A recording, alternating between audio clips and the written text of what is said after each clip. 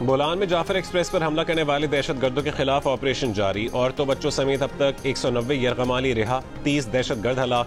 Security ذرائع کا کہنا ہے کہ دہشت گرد افغانستان میں اپنے سہولت کاروں سے رابطے میں ہیں۔ خودکش بمباروں نے عورتوں اور بچوں کو ڈھال بنایا ہوا ہے۔ 3 مختلف جگہوں پر یرغمال عورتوں اور بچوں کے ساتھ خودکش بمباروں کی موجودگی کی وجہ سے آپریشن میں احتیاط برتی جا رہی ہے۔ بازیاب کروائے گئے 37 زخمیوں کو طبی امداد کے لیے روانہ کر دیا گیا۔ ترجمان بلوچستان حکومت کے مطابق زخمیوں میں ٹرین ڈرائیور بھی شامل ہے۔ گزشتہ رات بازیاب 57 افراد کوئٹہ پہنچائے گئے، 23 مچ میں رک گئے تھے۔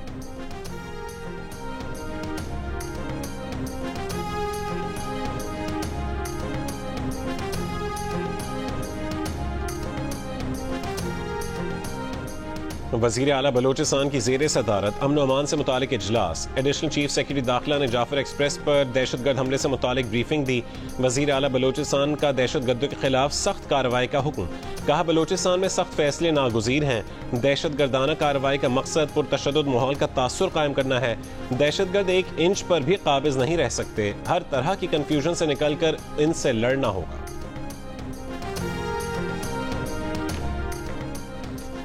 وزیر اعلیٰ پنجاب مریم نواز نے 1 لاکھ ہنرمند نوجوانوں کی ٹریننگ اور ملازمت کی جگہ کے تعین کا ٹارگٹ دے دیا۔ ہنرمند نوجوانوں کو ترجیحی بنیادوں پر کاروبار کارڈ اور کاروبار فائنانس لون دینے کی بھی ہدایت، کہا کہ ہنرمند نوجوانوں کا ہاتھ تھام کر ہی خوشحالی کے راستے پر چلنا ممکن ہوگا۔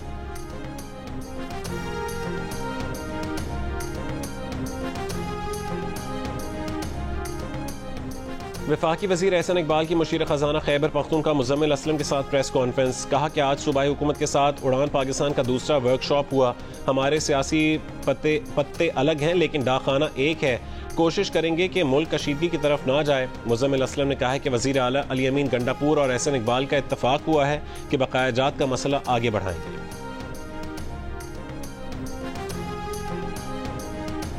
تورخم سرحد پر کشیدگی جاری، مذاکراتی جرگہ تعطل کا شکار۔ افغان جرگہ ممبران مذاکرات کے بغیر ہی تورخم سے کابل روانہ ہو گئے۔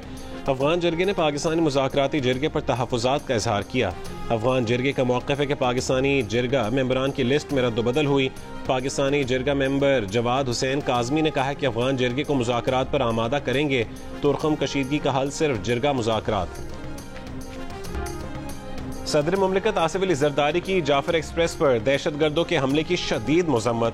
100 سے زیادہ مسافروں کو بازیاب کروانے پر سیکیورٹی فورسز کو خراج تحسین۔ وزیر اعظم شہباز شریف نے کہا ہے کہ بزدلانہ حملہ کرنے والے دہشت گرد کسی رعایت کے مستحق نہیں۔ وفاقی وزیر داخلہ محسن نقوی کی بلوچستان حکومت کو ہر ممکن تعاون کی یقین دہانی۔ وزیر اعلیٰ بلوچستان سرفراز بگٹی نے کہا ہے کہ سیکیورٹی ادارے دہشت گردوں کے تعاقب میں ہیں، بچ کر کوئی نہیں جائے گا۔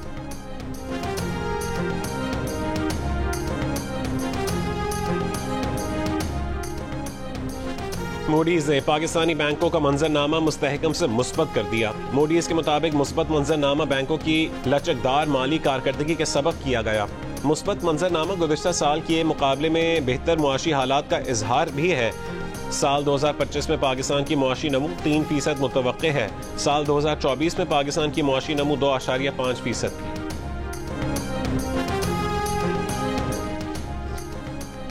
پراپرٹی ڈیلرز کے ذریعے ڈالرز کے بیرون ملک منتقلی کا انکشاف۔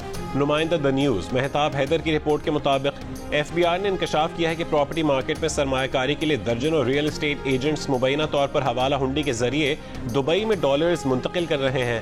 اس رجحان کے باعث حالیہ دنوں میں روپے کے مقابلے میں ڈالر کی قدر پر دباؤ پڑا ہے۔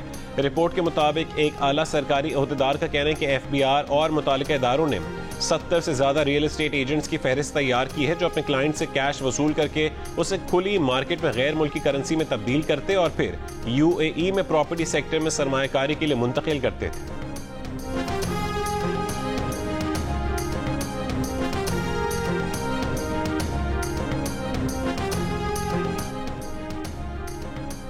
بانی پی ٹی آئی سے سیاسی جماعتوں پر پابندی بھارتی جابرانہ پالیسیوں کا ثبوت ہے۔ بھارتی حکومت کشمیری سیاسی جماعتوں پر عائد پابندیاں ختم کرے، تمام کشمیری سیاسی قیدیوں کو فوری رہا کیا جائے، دفتر خارجہ کا مطالبہ۔ مقبوضہ کشمیر کی جماعتوں پر پابندی کے بھارتی اقدام کی مذمت۔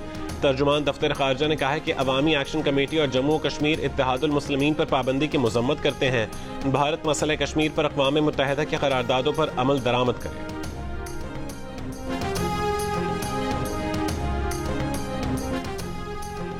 بانی پی ٹی آئی سے ملاقات نہ کروانے اور وکالت ناموں کے معاملے پر توہین عدالت کی درخواست پر اسلام آباد ہائی کورٹ میں سماعت۔ اڈیالہ جیل حکام کی جانب سے بانی پی ٹی آئی کے دستخط شدہ وکالت نامے وکلا کو فراہم کر دیے گئے۔ عدالت کی جیل حکام کو تفصیلی جواب 28 مارچ تک جمع کروانے کی ہدایت، سماعت 28 مارچ تک ملتوی کر دی۔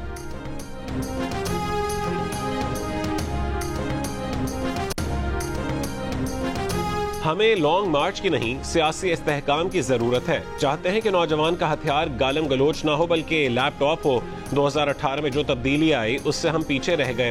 اختلاف کی وجہ سے ہم دشمن نہیں بن جاتے۔ اختلاف رکھیں لیکن مل کر کام کرنے کی صلاحیت بھی رکھیں۔ وزیر منصوبہ بندی احسن اقبال کا نوجوانوں کو پیغام۔ آئی ایم سائنسز پشاور میں طالب علموں سے خطاب میں کہا کہ ہم دنیا کے ساتھ مل کر 1960 کے بعد آگے نہ چل سکے۔ چین، جنوبی کوریا اور تھائی لینڈ بہت آگے چلے گئے۔ آج چین کی فی کس آمدنی $16,000، ہماری فی کس آمدنی $1,600 ہے۔ امریکہ سپر پاور اپنی یونیورسٹیز کی وجہ سے ہے۔ یہ جاننا ہے کہ کیا وجہ ہے کہ سب ممالک آگے نکل گئے اور ہم پیچھے رہ گئے۔ اگر ہمسایہ ملک برآمدات $200 ارب تک کر سکتا ہے تو ہم 100 کیوں نہیں کر سکتے؟ احسن اقبال نے کہا ہے کہ آج پاکستان کی شرح خواندگی صرف 60% ہے۔ 2.5 کروڑ بچے اسکولوں سے باہر ہیں۔ کے پی حکومت کے ساتھ مل کر تعلیم و صحت پر اصلاحات لائیں گے۔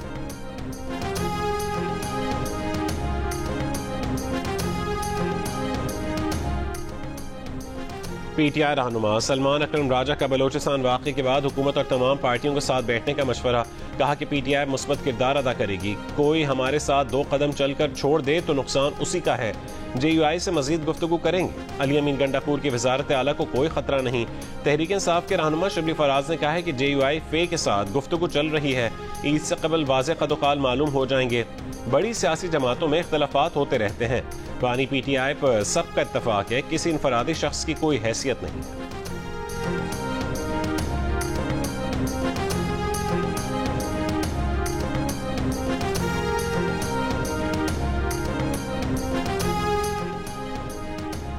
گزشتہ 1 سال میں سندھ حکومت نے بہت سے عوامی منصوبے شروع کیے۔ اپنی گورننس میں کوشش کی ہے کہ ڈیجیٹلائزیشن لائی جائے۔ 1 سال میں جو کچھ کر سکتے تھے وہ کیا۔ قائد اعظم اور ذوالفقار علی بھٹو کے ویژن کو آگے بڑھا رہے ہیں۔ کراچی میں بھی ترقیاتی منصوبوں پر کام جاری ہے۔ سندھ حکومت کی 1 سال کی کارکردگی پر وزیر اعلیٰ سندھ مراد علی شاہ کی بریفنگ۔ کہا کہ پچھلے سال بلاول بھٹو نے سندھ ہاری کارڈ کا اجرا کیا تھا۔ 1 سال میں ہم تقریباً 10 ارب روپے 1 لاکھ سے زیادہ ہاریوں کو دے چکے ہیں۔ طلبہ کے لیے پیپلز انفارمیشن ٹیکنالوجی پروگرام شروع کیا۔ اس پروگرام سے 3 جامعات میں 11,071 طلبہ نے گریجویٹ کیا۔ سیلاب متاثرین کی بحالی کے لیے Sindh peoples housing for flood affectees ہمارا فلیگ شپ پروجیکٹ ہے۔ گھوٹکی میں زرعی ریسرچ سینٹر قائم کیا گیا۔ آئی ٹی میں ہم نے 3 پورٹلز بنائے ہیں۔ ڈرون کے ساتھ دیہاتوں کی ڈیجیٹل میپنگ کی جا رہی ہے۔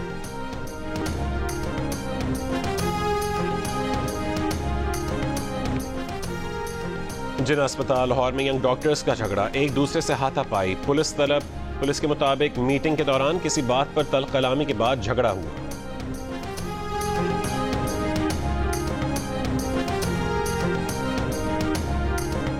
اور پاکستان کرکٹ ٹیم لاہور سے نیوزی لینڈ روانہ۔ قومی ٹیم براستہ دبئی نیوزی لینڈ پہنچے گی۔ پاکستان اور نیوزی لینڈ کے درمیان پہلا T20 میچ 16 مارچ کو کھیلا جائے گا۔ ٹیم میں عبدالصمد اور حسن شاہ نواز شامل ہیں جو پہلی مرتبہ منتخب ہوئے ہیں۔